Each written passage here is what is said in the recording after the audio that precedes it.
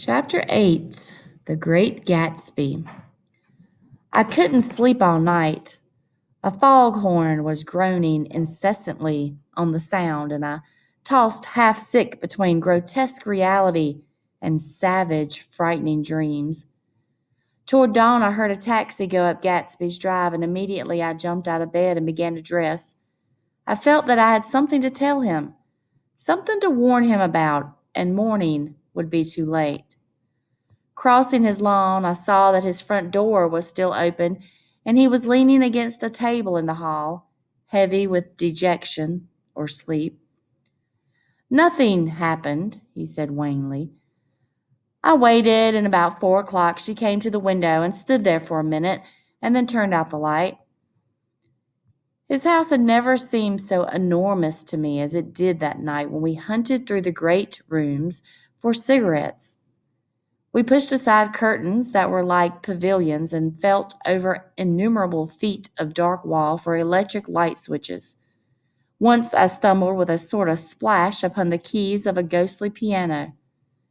There was an inexplicable amount of dust everywhere, and the rooms were musty as though they hadn't been aired for days. I found the humidor on a unfamiliar table with two stale dry cigarettes inside. Throwing open the French doors of the drawing room, we sat smoking out into the darkness. You ought to go away, I said. It's pretty certain they'll trace your car. Go away now, old sport? Go to Atlantic City for a week or up to Montreal. He wouldn't consider it. He couldn't possibly leave Daisy until he knew what she was going to do.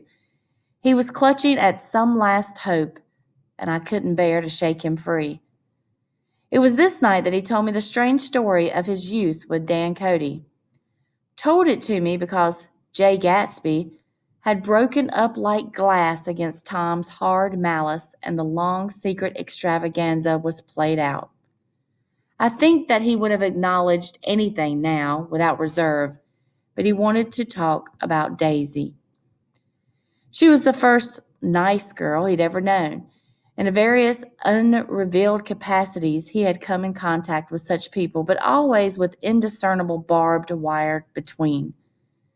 He found her excitingly desirable. He went to her house, at first with other officers from Camp Taylor, then alone. It amazed him. He had never been in such a beautiful house before. But what gave it an air of breathless intensity was that Daisy lived there. It was as casual a thing to her as his tent out at camp was to him.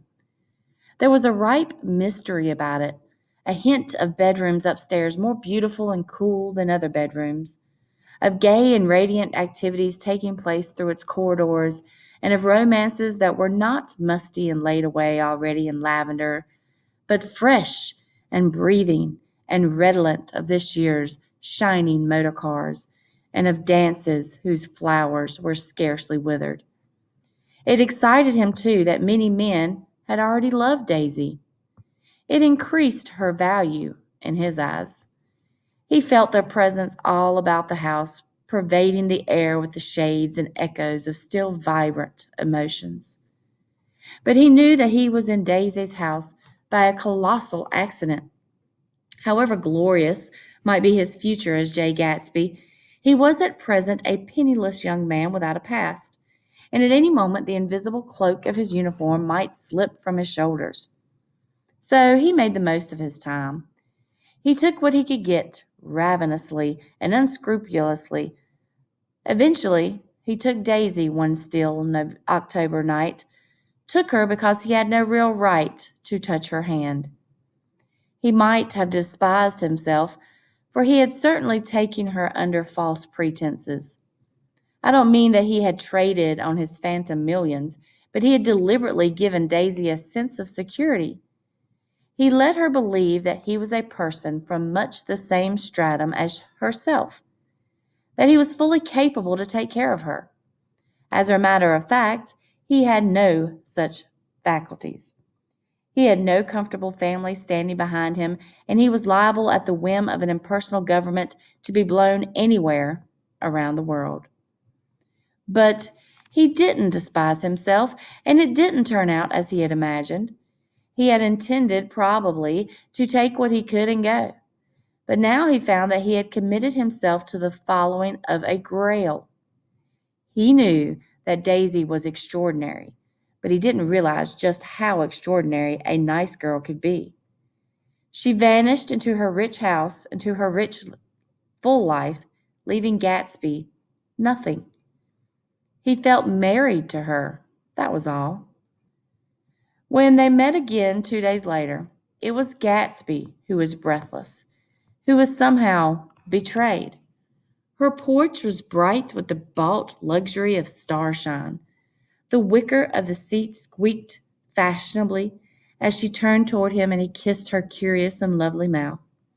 She had caught a cold and it made her voice huskier and more charming than ever, and Gatsby was overwhelmingly aware of the youth and mystery that wealth imprisons and preserves, of the freshness of many clothes, and of Daisy, gleaming like silver, safe and proud above the hot struggles of the poor. I can't describe to you how surprised I was to find out I loved her, old sport. I even hoped for a while that she'd throw me over, but she didn't, because she was in love with me too. She thought I knew a lot because I knew different things from her.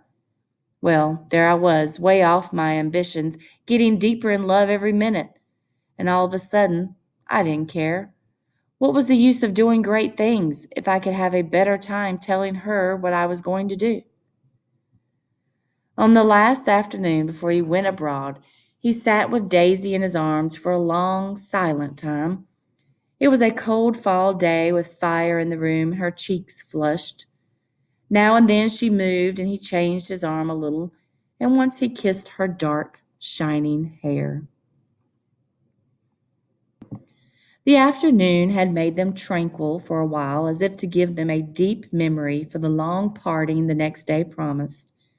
They had never been closer in their month of love, nor communicated more profoundly one with another than when she brushed silent lips against his coat's shoulder, or when he touched the end of her fingers gently, as though she were asleep. He did extraordinarily well in the war. He was a captain.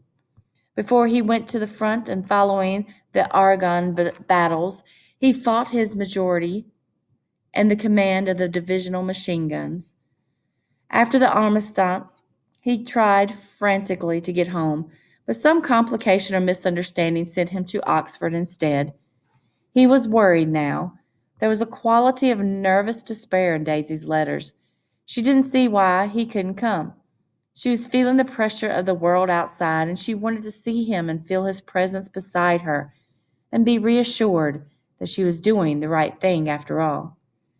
For Daisy was young, and her artful world was redolent of orchids and pleasant, cheerful snobbery, and orchestras which set the rhythm of the year, summing up the sadness and suggestiveness of life in new tunes.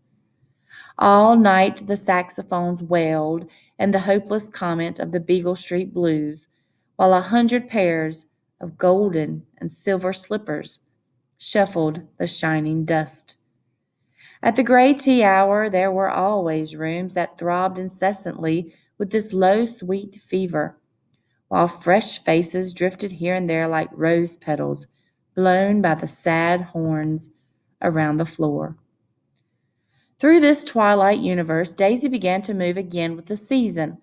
Suddenly, she was again keeping half a dozen dates a day with a half a dozen men, and drowsing asleep at dawn with the beads and chiffon of an evening dress tangled among dying orchids on the floor beside her bed.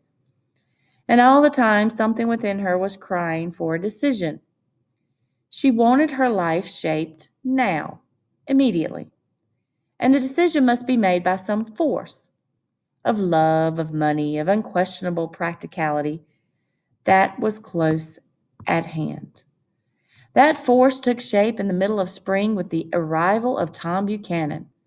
There was a wholesome bulkiness about his person and his position, and Daisy was flattered. Doubtless there was a certain struggle and a certain relief. The letter reached Gatsby while he was still at Oxford. It was dawn now on Long Island, and we went about opening the rest of the windows downstairs, filling the house with gray turning, gold turning light. The shadow of a tree fell abruptly across the dew, and ghostly birds began to sing among the blue leaves. There was a slow, pleasant movement in the air, scarcely a wind, promising a cool, lovely day. I don't think she ever loved him. Gatsby turned around from a window and looked at me challengingly. You must remember, old sport, she was very excited this afternoon. He told her those things in a way that frightened her, that made it look as if I was some kind of cheap sharper. And the result was she hardly knew what she was saying. He sat down gloomily. Of course she might have loved him, just for a minute, when they were first married, and loved me more even then. Do you see? Suddenly he came out with a curious remark. In any case, he said, it was just personal. What could you make of that, except to suspect some intensity in his conception of the affair that couldn't be measured? He came back from France when Tom and Daisy were still on their wedding trip and made a miserable but irresistible journey to Louisville on the last day of his army pay. On the last of his army pay, sorry. He stayed there a week, walking the streets where their footsteps had clicked together through the November night, and revisiting the out-of-the-way places to which they had driven in her white car. Just as Daisy's house had always seemed to him more mysterious and gay than other houses, so his idea of the city itself, even though she was gone from it, was pervaded with a melancholy beauty. He left feeling that if he had searched harder, he might have found her, that he was leaving her behind. The day coach, he was penniless now, was hot. He went out to the open vestibule and sat down on a folding chair, and the station slid away, and the backs of unfamiliar buildings moved by. Then out into the spring fields where a yellow trolley raced them for a minute with people in it who might once have seen the pale magic of her face along the casual street. The track curved, and now it was going away from the sun, which, as it sank lower, seemed to spread itself in benediction over the vanishing city where she had drawn her breath. He stretched out his hand desperately as if to snatch only a wisp of air, to save a fragment of the spot that she had made lovely for him. But it was all going by too fast now for his blurred eyes, and he knew he had lost that part of it, the freshest and the best, forever. It was 9 o'clock when he finished breakfast and went out on the porch.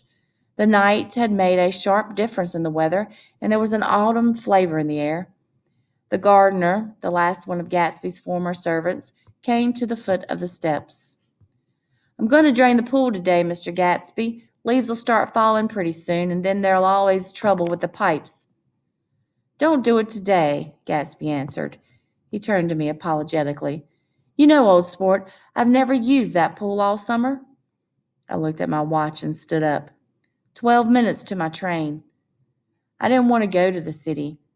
I wasn't worth a decent stroke of work, but it was more than that.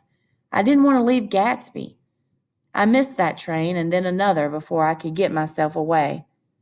I'll call you up, I said finally. Do, old sport. I'll call you about noon.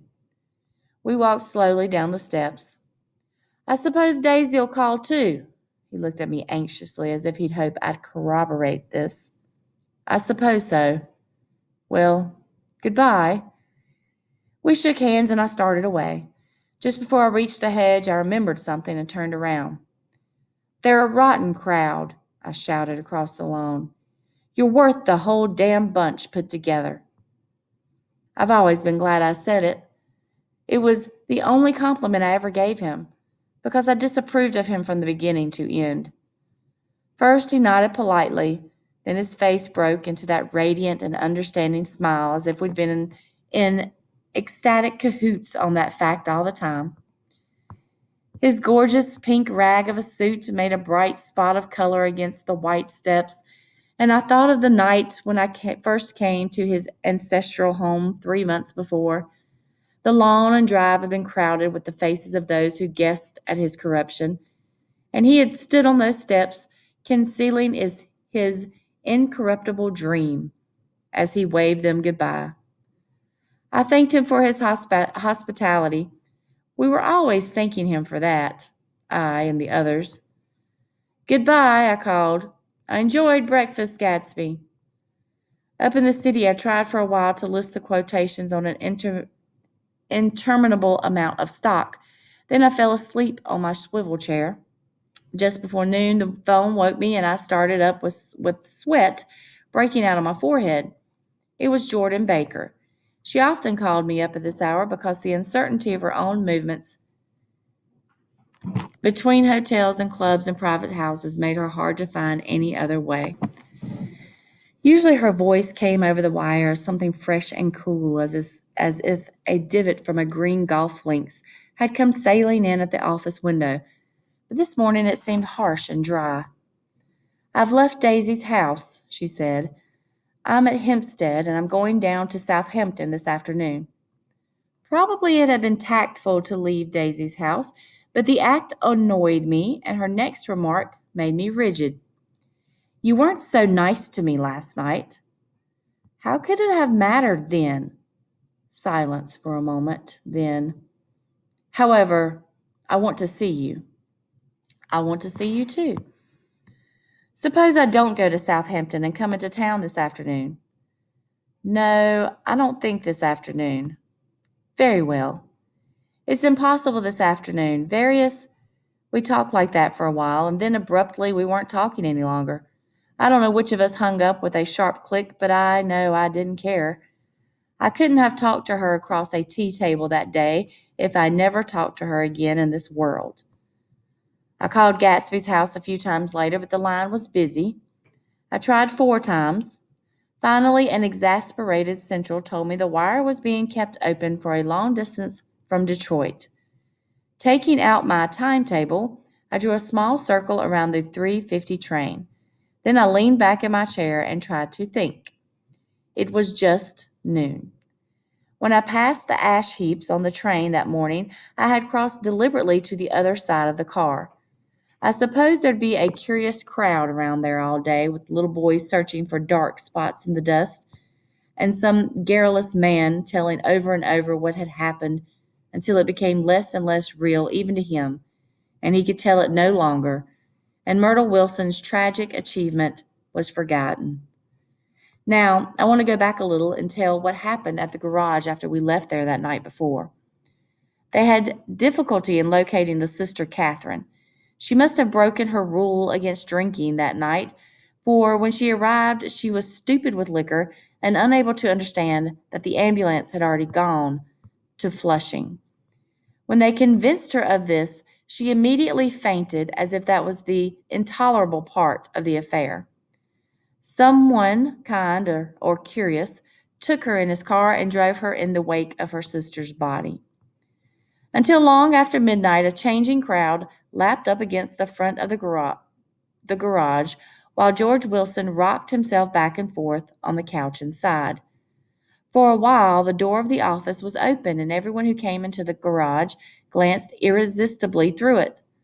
Finally, someone said it was a shame and closed the door. Michaelis and several other men were with him. First 4 or 5 men, later 2 or 3 men. Still later, Michaelis had to ask the last stranger to wait there 15 minutes longer while he went back to his own place and made a pot of coffee. After that, he stayed there alone with Wilson until dawn. About 3 o'clock, the quality of Wilson's incoherent muttering changed. He grew quieter and began to talk about the yellow car. He announced that he had a way of finding out whom the yellow car belonged to, and then he blurted out that a couple of months ago his wife had come from the city with her face bruised and her nose swollen. But when he heard himself say this, he flinched and began to cry. "Oh, my God," again in his groaning voice. Michaelis made a clumsy attempt to distract him. "How long you been married, George? Come on there, try and sit still a minute and answer my question. How long you been married?"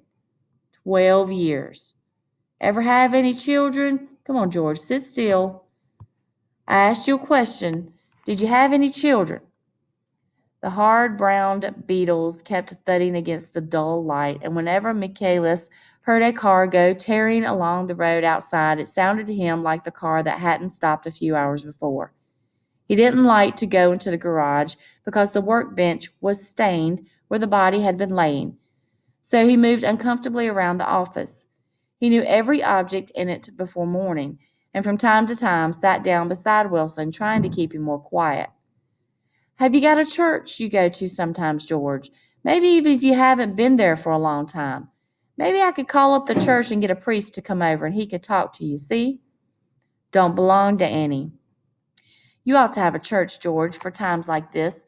You must have gone to a church once. Didn't you get married in a church? Listen, George, listen to me. Didn't you get married in a church? That was a long time ago. The effort of answering broke the rhythm of his rocking. For a moment he was silent. Then the same half knowing, half bewildered look came back into his faded eyes. Look in a drawer over there, he said, pointing at the desk. Which drawer? That drawer. That one. Michaelis opened the drawer nearest his hand. There was nothing in it but a small, expensive dog leash made of leather and braided silver. It was apparently new. This? He inquired, holding it up. Wilson stared and nodded. I found it yesterday afternoon. She tried to tell me about it, but I knew it was something funny. You mean your wife bought it? She had it wrapped in tissue paper in her bureau. Michaelis didn't see anything odd in that, and he gave Wilson a dozen reasons why his wife might have bought the dog leash. But conceivably, Wilson had heard some of these same explanations before from Myrtle, because he began saying, "Oh, my God," again in a whisper. His comforter felt left several explanations in the air. Then he killed her, said Wilson. His mouth dropped open suddenly. Who did? I have a way of finding out. You're morbid, George, said his friend. This has been a strain to you, and you don't know what you're saying. You'd better try and sit quiet till morning. He murdered her. It was an accident, George. Wilson shook his head. His eyes narrowed and his mouth widened slightly with the ghost of a superior. I know, he said definitely. I'm one of these trusting fellas, and I don't think any harm to nobody. But when I get to know a thing, I know it. It was the man in that car. She ran out to speak to him, and he wouldn't stop. Michaelis had seen this too, but it hadn't occurred to him that there was any special significance in it. He believed that Mrs. Wilson had been running away from her husband rather than trying to stop any particular car. How could she have been like that? She's a deep one, said Wilson, as if that answered the question. Ah. He began to rock again, and Michaelis stood twisting the leash in his hand. Maybe you got some friend I could telephone for, George? This was a forlorn hope. He was almost sure that Wilson had no friend. There was not enough of him for his wife. He was glad a little later when he noticed a change in the room, a blue quickening by the window, and realized that dawn wasn't far off. About 5 o'clock, it was blue enough outside to snap off the light. Wilson's glazed eyes turned out to the ash heaps, where small gray clouds took on fantastic shape and scurried here and there in the faint dawn wind. I spoke to her, he muttered, after a long silence. I told her she might fool me, but she couldn't fool God. I took her to the window. With an effort, he got up and walked to the rear window and leaned with his face pressed against it. And I said, God knows what you've been doing, everything you've been doing. You may fool me, but you can't fool God. Standing behind him, Michaelis saw with a shock that he was looking at the eyes of Dr. T.J. Eckelberg, which had just emerged pale and enormous from the dissolving night. God sees everything, repeated Wilson. That's an advertisement, Michaelis assured him. Something made him turn away from the window and look back into the room. But Wilson stood there a long time, his face close to the window pane, nodding into the twilight. By 6 o'clock, Michaelis was worn out and grateful for the sound of a car stopping outside. It was one of the watchers of the night before who had promised to come back, so he cooked breakfast for three, which he and the other man ate together. Wilson was quieter now, and Michaelis went home to sleep. When he awoke 4 hours later and hurried back to the garage, Wilson was gone. His movements, he was on foot all the time, were afterward traced to Port Roosevelt and then to Gad's Hill, where he bought a sandwich that he didn't eat and a cup of coffee. He must have been tired and walking slowly, for he didn't reach Gad's Hill until noon. Thus far, there was no difficulty in accounting for his time. There were boys who had seen a man acting sort of crazy, and motorists at whom he stared oddly from the side of the road. Then, for 3 hours, he disappeared from view. The police, on the strength of what he said to Michaelis that he had a way of finding out, supposed that he had spent that time going from garage to garage thereabouts inquiring for a yellow car. On the other hand, no garage man who had seen him ever came forward, and perhaps he had an easier, surer way of finding out what he wanted to know. By 2:30, he was in West Egg, where he asked someone the way to Gatsby's house. So by that time, he knew Gatsby's name. At 2 o'clock, Gatsby put on his bathing suit and left word with the butler that if anyone phoned, word was to be brought to him at the pool. He stopped at the garage for a pneumatic mattress that had assumed his guest during the summer, and the chauffeur helped him pump it up. Then he gave instructions that the open car wasn't to be taken out under any circumstances, and this was strange because the front right fender needed repair. Gatsby shouldered the mattress and started for the pool. Once he stopped and shifted it a little, and the chauffeur asked him if he needed help, but he shook his head and in a moment disappeared among the yellowing trees. No telephone message arrived, but the butler went without his sleep and waited for it until 4 o'clock, until long after there was anyone to give it to if it came. I have an idea that Gatsby himself didn't believe it would come, and perhaps he no longer cared. If that was true, he must have felt that he had lost the old, warm world, paid a high price for living too long with a single dream. He must have looked up at an unfamiliar sky through frightening leaves and shivered as he found what a grotesque thing a rose is, and how raw the sunlight was upon the scarcely created grass. A new world, material without being real, where poor ghosts breathing dreams like air drifted fortuitously around, like that ashen, fantastic figure gliding toward him through the amorous trees. The chauffeur, he was one of Wolfsheim's proteges, heard the shots. Afterward, he could only say that he hadn't thought anything much about them. I drove from the station directly to Gatsby's house, and my rushing anxiously up the front steps was the first thing that alarmed anyone. But they knew then, I firmly believe. With scarcely a word said, four of us, the chauffeur, butler, gardener, and I, hurried down to the pool. There was a faint, barely perceptible movement of the water as the fresh flow from one end urged its way toward the drain at the other. With little ripples that were hardly the shadows of waves, the laden mattress moved irregularly down the pool. A small gust of wind that scarcely corrugated the surface was enough to disturb its accidental course with its accidental burden. The touch of a cluster of leaves revolved it slowly, tracing, like the leg of compass, a thin red circle in the water. It was after we started with Gatsby toward the house that the gardener saw Wilson's body a little way off in the grass, and the Holocaust was complete.